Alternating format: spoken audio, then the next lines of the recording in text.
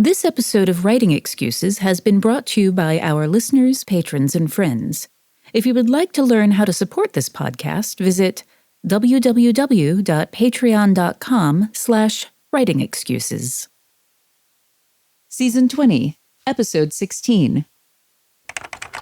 This is Writing Excuses. Second person. I'm Mary Robinette. I'm Aaron. I'm Dongwan. I'm Dan. And I'm Howard. I thought about trying to do those intros in second person, but it would have been really hard. It would be very... You're Mary You're Robinette. The best I could come up with was, and you're not Howard, I am. Yeah. But that's still first person. Yeah. Yeah. Exactly. I guess I could say, you're Aaron. Yeah, chaos would reign. And I think that like second person is sometimes feels like the chaotic, proximity. So we're talking about perspective, we're talking about proximity, and now we're getting into second person, which is when you use you. That is sort of the kind of very baseline level. And I think there are a few different varieties of second person that I like to think of. The most sort of, purest second person is when the you are addressing is the reader. But you can also use second person to address another character in a story. And I often think that letter writing epistolary is like you, because when you write a letter, you go like, I'm writing to you, Sir Mix-a-Lot is the thing. That's usually who I write letters to. Yeah. Baby got her letter back. My brain is doing things. But so what do you think? I feel like people have very strong opinions about both Sir Mix-a-Lot and second person. Let me say this about second person. Yes. It is easy to forget that you, and this is me speaking to you, fair listener, have probably used second person quite a bit on social media or conversationally. So imagine this, you're driving and all of a sudden, and you tell a story that way sometimes, not all the time, but you slip into second person very naturally because it is a way to draw the reader into, or draw the listener, draw your conversational group into the experience that you personally had in a way that, no kidding. So there I was, doesn't. We think of first person as the most intimate voice, right? We think of first person as the one where you're right next to the interiority of the character. But there's a weird way in which I think second person is actually the most intimate in a way that can make people really uncomfortable because you're sort of forcing the reader's subjectivity into the fiction itself. You're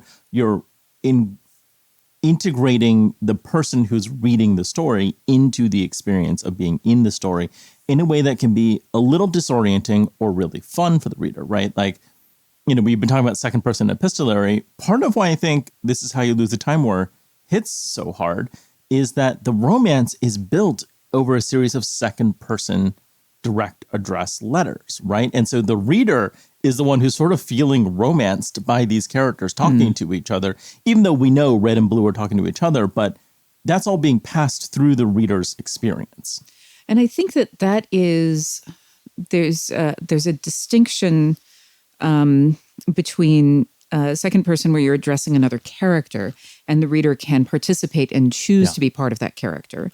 And second person where you're addressing the reader. And there, I think sometimes or where you are attempting to make the reader be a character. And where you run into problems with that is when you have the character do something that the reader would not, but you are addressing the reader. So you wind up breaking the relationship, and then you felt like you were really angry. I'm like, no, actually, I think this is fine. I'm not mad at all.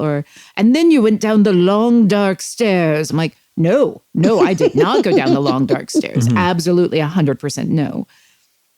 And so I think it is, it's one of the challenges of how can you make the reader into a character when you're doing that kind of second person without making them, the actions cause an artificiality. Well, it's funny because this is what led to the silent video game protagonist for so long, right? Was they wanted to make sure that they weren't taking the player out of the experience of being the character. So if the character spoke for you, and so this is why, famously Master Chief didn't talk for so long. This is why, Gordon from Half-Life doesn't talk, right? Like, and then over time that's evolved as people develop a little bit more sophistication around being able to participate in the story, even though you're being told that this is what's happening to me. But it can be a really tough balance when it comes to prose, right? Because there's an interesting thing where I see second person deployed a lot, and it's deployed very sparingly in fiction. This is not a common technique, and certainly not a common technique to tell your whole story in.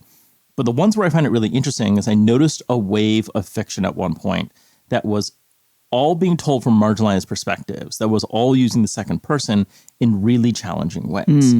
And it was a little bit of grabbing the reader and saying, you don't get to look away from this right now. Right. And I think part of why fifth season works really well is it's doing that to some extent. The second person in that is a little bit of, no, you're part of this. You don't get to walk away. You don't get to say, oh, that happened to those people over there, because of the way the second person creates that immediacy, even though you're like, I didn't do those things. You know what I mean? And there's something really interesting about disrupting that layer between the reader and the narrative. I think one of the things that's going through my head when you're talking about that is the fifth season starts with a frame, a little bit of a frame. Yeah. It's not there very long, where it is, let's talk about where we are. It is omniscient voice. It is plural we, and then plural we, as opposed to singular we, which is royal we. Thank you. I was like, who knows what's happening in my brain right there. But then it narrows into, it immediately pretty much goes into, you are doing this, and it is that, imagine how you would feel if you were here, for the reader, and then you just stop noticing at a certain point that it is in second person. I've read years and years ago when Shimmer Magazine was still going, we accepted a story that was second person, because I was like 3 pages into it before I realized it was second person. And it was about someone coming home for Halloween.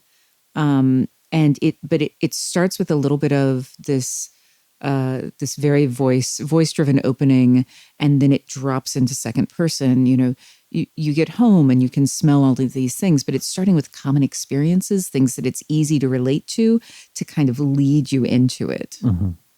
Yeah, I think there's a couple thoughts. One is the thing about the marginalized folks using second person. It's funny because I see it. I love what you said about it, and yet I was like, oh, I saw it a completely different way, which was that sometimes the experience of being marginalized can be that someone else gets to decide who you are, what you are doing, and how you are perceived. And I always viewed it as like a way to force the reader into that same feeling of the lack of control. Like, you actually don't get to control even what you are doing in this story. Yeah. And so therefore you should feel what this character feels, or what I, the author, feel when I don't feel in control of my own. No, that's what I was trying to say. So we're... Oh, there you go. Yeah. But you also said another awesome thing, which was that it's also about you can't look away. Right. And so sometimes I think it's you're participating, you're feeling marginalization. Sometimes it could be like you're feeling the horrible thing you did. Yeah. I think of, I'm going to take liberties with this because we do it with Star Wars all the time. But there is a great episode of Star Trek Voyager where a whole bunch of people feel that they are participating in a massacre. And it turns out that is actually the memorial to that massacre, grabs you and puts you in the place of the soldier that panics and kills a whole bunch of people. And that's the way that they try to ensure that it never happens again. Because if you feel like you did it, you have to live with the guilt, and that hopefully that stops you from doing further atrocities, which is a really interesting, putting you in the mind of it. And I had something else to say, but I have completely forgotten. And so you, listener, are going to wait while we take a short break. All right. So more second person. So I was thinking about right before we actually started this episode, I was asking everyone, have you written, second person? And one thing that came up again and again was game writing. So I'm kind of curious, from those who have written games or played games, do you feel like it works? You sort of mentioned this earlier, Dongwon, you feel like it works better in games than in prose. And what do you think is the difference there? I mean, it's funny because of the people here, my primary creative output is in games. So most of the writing I do sort of is second person because, just as a GM sort of live feeding back to my players what just happened, I will say, you did this thing, you said this, there will be a lot of like, I'm telling you what it is that you just did based on the roles that you made and what you've given me and the narration that you've set up. So there's always this really interesting, delicate balance between honoring their intent and making it fit with the story that we're all telling together, right? So like the use of the second person, because you're taking control of someone else's experience, does require you to think about their experience in a really different way than I think just straight up narration does. I really love that dance, and obviously I'm doing that dance kind of live with the player in the moment. There's a improvisational immediate feedback aspect to it, but I think it is the reason I love second person so much. The reason I find it so interesting to talk about and so exciting for all things we're talking about is because you cannot escape thinking about the audience and you cannot escape thinking about the writer, and they are in direct relationship when you're using you. I was playing a role-playing game in which one of the characters decided to introduce themselves in second person by telling all of us how we were reacting to them walking into the room. And to the last player, we rejected that because it didn't fit. Yeah. Because we were being told a thing that was not true. Yeah. And we actually had to stop the session and said, okay, no, the other players have as much choice over what they do as you do. If you want to tell us what we're feeling, we get to have contested die rolls. But when writing game fiction, you're not telling the player necessarily what they're experiencing. You are like, it's like you're giving them instruction. And when I wrote technical manuals, we would slide into second person all the time. But then we'd have editors tell us, hey, you know what? It's starting to feel a little too personal. Let's slide back out into the third person. And so for me, what I've arrived at over the years is that the single biggest problem with second person, and I don't want to say that it's problematic, but the biggest risk is that your audience may bounce off of it in a way that you can't recover from. And that makes it really difficult to use. One of the reasons that I think second person works so well for game writing specifically is I'm going to tweak Howard's wording slightly. With second person, you often are telling people what they're experiencing. You're just not governing how they experience it when you're in a game situation. You can say, I walk into the room and you see this and you see this and you smell this. And, I hope smell is not the primary sense that you experience when I walk into a room, but or when you listen to a podcast. Yeah. But then the players get to decide how they react to that information. Yeah, it's about agency. Yeah, I think one of the biggest things that you'll find if you end up writing for tabletop games, when you read aloud text that the GM is meant to read, is that people often say, only use senses, don't use emotions. You cannot say you are frightened by the giant monster. You can just say the monster has 8,000 teeth and each one is razor sharp, which, but if somebody's that just is, I love that. I want to pet it. I'm a dentist. I'm a dentist. That presents a career opportunity. Yeah, then that's something that is sort of allowed to happen. And I think what you're saying about agency, it's agency and buy-in. I think a lot of what we're talking about is that when you're using second person, you have to get much more explicit buy-in or think about how you are going to get buy-in. And I'm curious, what you think are ways that people can get buy-in to second person. Is it by setting the frame, Mary Robin, as you were saying? Is it something else? Just buy-in made me, a couple of things click in my head. There's a thing in when you're writing for film, television, and what we do, science fiction, fantasy, that you get one or two buy-ins for free.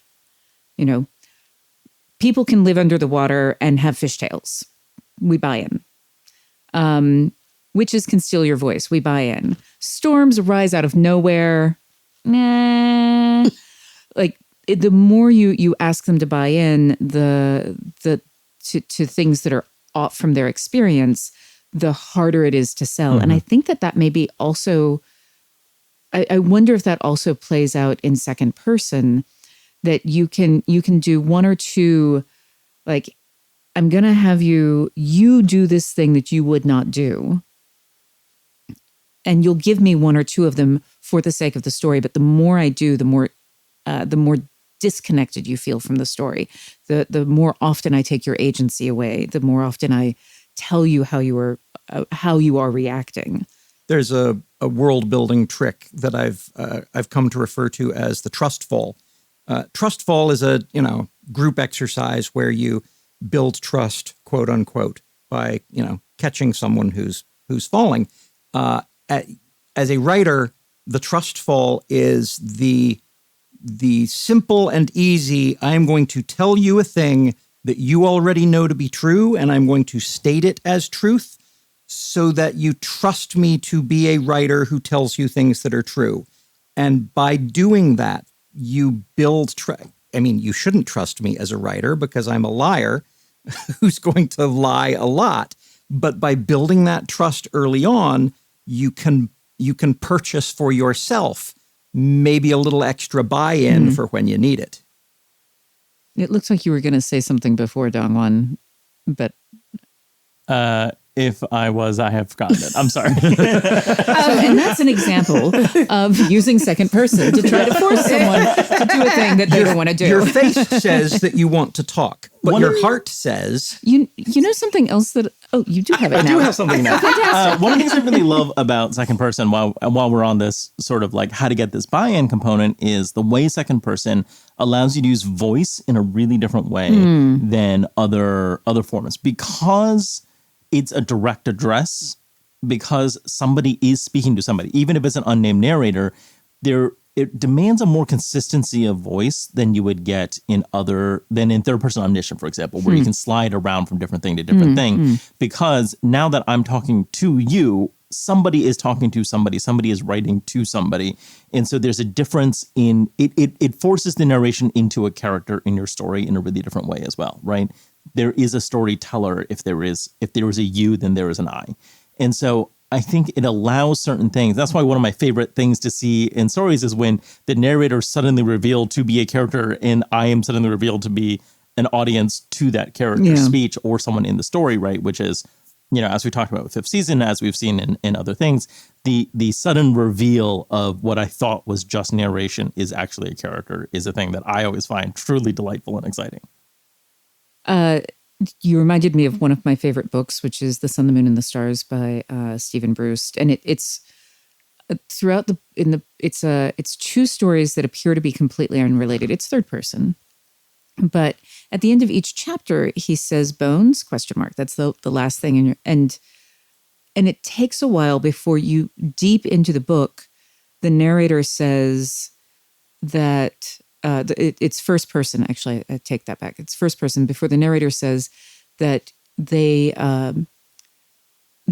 always tell this Hungarian folktale to their friends, and they end each section the way their mother did, which was by saying bones, which was an indicator to say, do you want me to keep going? And so you suddenly realize that you have been active participant in ways that you didn't realize you were an active participant. And it's like, yes, no, please. You were asking me if I wanted to turn the page. Yeah. And I turned the page. So I guess I said yes. Yeah. So it is very interesting thing to play with. I guess this all leads me to one question as we're talking about this. We've talked about game writing. We've talked around, like direct address and epistolary. Is second person always metatextual? Does it necessarily require a metatextual relationship to the text? And is that why it is so difficult to use well? At risk of being slightly prognosticative, I think that will depend entirely on whether we see a massive market-busting breakout work in second person, because if that happens, it'll shift the marketplace, and we may, 25 years from now, look at second person as the new normal. I mean, we did see a massive market-busting thing, which was the fifth season. I did just finish another book where realized at the end of the book that the entire thing had also been doing this. And I'm not going to tell you which book it was because there's a reveal, but it is the metatextual thing again. And a ton of lit RPG is second person, right? Like there's entire genres of sort of Yeah. indie fiction that's using second person as their default voice at this point. You know what is also second person? Recipes. Recipes are often second person. They don't always put the pronoun on the page, but it is, Except for the recipe blogs that are third person and begin with a long essay about. It's very unsettling when they say Howard Taylor mixes the flour into Between bouts of leaf peeping. Even when you get the big recipe blog section, the recipe itself is very second person, Yeah. where it's saying, do this, now do this, now add this. Well, and they're often doing direct address during that. I want to actually, I hear some disdain for the essay at the top, and I just want to say you are not the audience. That does not mean that it is bad. It is there to provide context. Yes. I recognize that I'm not the audience. But that essay, for those of us who read them, are often in a second person. It's like, let me tell you about this. And it's, I guess those are still first person, but it is that direct address to the reader. Sometimes it's, you were asking me about this. I'm like, I'm not. This is my first time I've been here, but I can see that you are excited about it. Part of what they're doing is building trust. They're telling you a story about how the food affected them. And if you want to have this effect, you will now do this. And it drops into the instruction set. Interestingly, I think I was like, why do I dislike these things? And I think one of the reasons is that because of the demographics of who does recipe blogs, it often feels like an experience I am very distanced from. Like, I don't do leaf peeping. And so like, it just feels, you know what I mean? Like, it often is very like suburban, if that makes any sense. Yeah. Like, I was like, I feel like if I wrote a recipe blog and someone was like, I thought of this on the subway or something that felt more to my experience, like I'm not buying in because I'm like, this is not the kind of experience I would be having. And so I can't relate to it. And so it sort of comes back to what we're saying. And it's just about that I'm not the audience for that particular use of second person. Late into this episode, my brain finally connected two dots, which is in the same way that I was talking about how one of the dominant languages of our modern world is this third person close because of video games and film.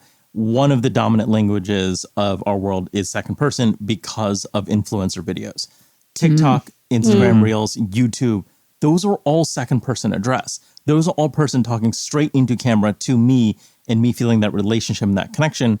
And so when that gets fulfilling and when that gets disruptive, I think is really, really key to all those social context clues. Oh, I see Dan has something, but I just want to clarify that I think that those are first person, but often, but the point of view shots that we get in influencer videos where you never see the person, what you just see is their hand chopping something. Or the let me walk you down this trail with my dog, and you never see the person who's doing the walking. So it's like you are having that experience. I don't know.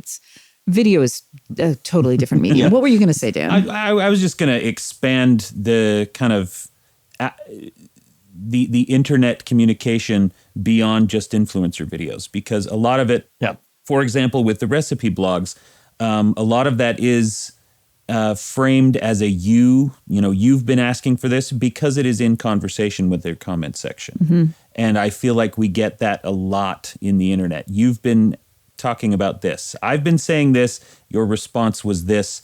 And it's much more conversational, which to a point does have a lot of second person in it. And also has a lot of that metatextual thing that you're talking about, which is an awareness of the story and the frame. And I think that, one of the things that's interesting, I just thought of VR as you were talking about this. VR is interesting because in VR, it's all you. Like you can, you're doing things, you're moving in a certain way. It is the most embodied you I think you can almost be, other than maybe immersive theater. Where like you're in the center of something and everything is happening around you and you get to have control. And it comes back to agency, which is, I think, the more agency we feel we have in the you, the more comfortable that you feels, the quicker we're able to buy in. So when you're using it as a tool, either you can have a more you have less agency as the you, and therefore I'm going to put the work in to make you buy in by starting with a frame or making sure that you understand that there's another character or something that like helps you to get in there. or I'm going to give you maximum agency, in which case you do feel like you can control what you're doing. There was that short story a few months ago that was the riff on Omelas that used internet language and deprived us of agency by using the second person through that, as making it clear that we are all complicit in the walking away from Omelas, right? Like, and I think, or the not walking away from Omelas, but we're all complicit in the exploitation inherent in that story. And that was such a devastating story to read because it uses second person to disrupt my sense of agency and force a sense of complicity. And I'm blanking on the name of the story and the author, but it's wonderful. You should look it up. It's very upsetting. We'll put it in the show notes, and we will send you off now with some homework. So what I'd like you to do is to actually write something in second person. You can decide, whatever you want it to be. You can take a scene that you already have. You can write a recipe blog in second person if you want. Write a bit of a TTRPG read aloud. But what I want you to do is to try it in a couple of different ways. So I want you to think of something that you're getting across in the scene and try it as a you that's directed to another character, or a you that's a letter. And then try it again where the you is the actual reader themselves, the person who's experiencing the text, and look at how that shifts things and what that gives you an opportunity to do. This has been Writing Excuses. You're out of excuses. Now go write. Writing Excuses has been brought to you by our listeners, patrons, and friends. For this episode, your hosts were Mary Robinette Kowal, Dongwon Song, Aaron Roberts, Dan Wells, and Howard Taylor. This episode was engineered by Marshall Carr Jr., mastered by Alex Jackson, and produced by Emma Reynolds. For more information, visit writingexcuses.com.